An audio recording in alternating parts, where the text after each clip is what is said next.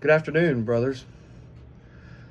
Just to share a little bit about why I believe that Jesus is the way, the truth, and the life, and no one comes to the Father but by Him.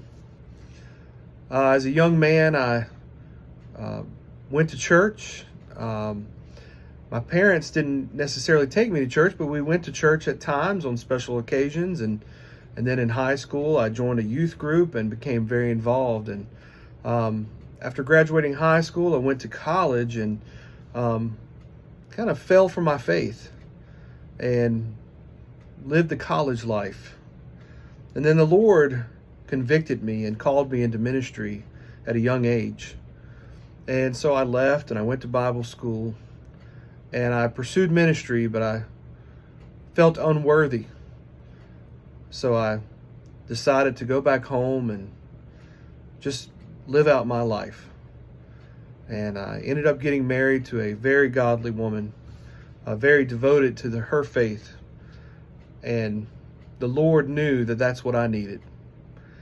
And so my wife of 22 years now, and we have 4 children, has kept me stable most of my life. And I began to pursue a career and to put my work out there in the working place, and thinking that was going to satisfy my needs and satisfy this longing and this conviction that was in my heart.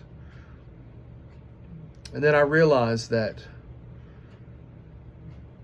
there's nothing under the sun that can satisfy a life that is not surrendered to Jesus Christ.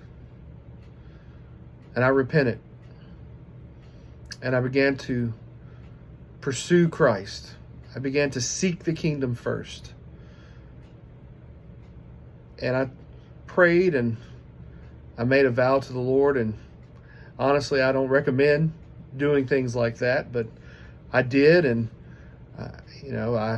as I wrestled amongst myself, I told myself that if the Lord opened a door in my life, that I would walk through it.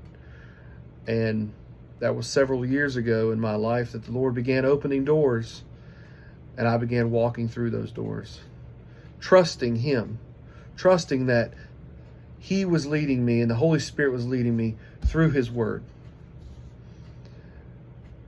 and began to pursue Christ while all along He was pursuing me. See, my friends, the Holy Spirit is pursuing us.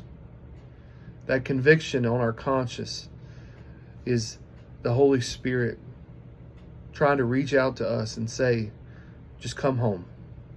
Just come home. In 1 Peter chapter 2, verses 18 through 25, verse 25, it says that we were all lost sheep, but now we have returned to the shepherd and the guardian of our soul. And see, that's who we are. And I just pray that each of you will return to the shepherd and to the guardian of your soul. Thank you. I know this was a very brief testimony, but there's a lot of intricate details, as we all have in our lives. But the main detail that really matters is that Jesus, King above kings, saved me. Thank you.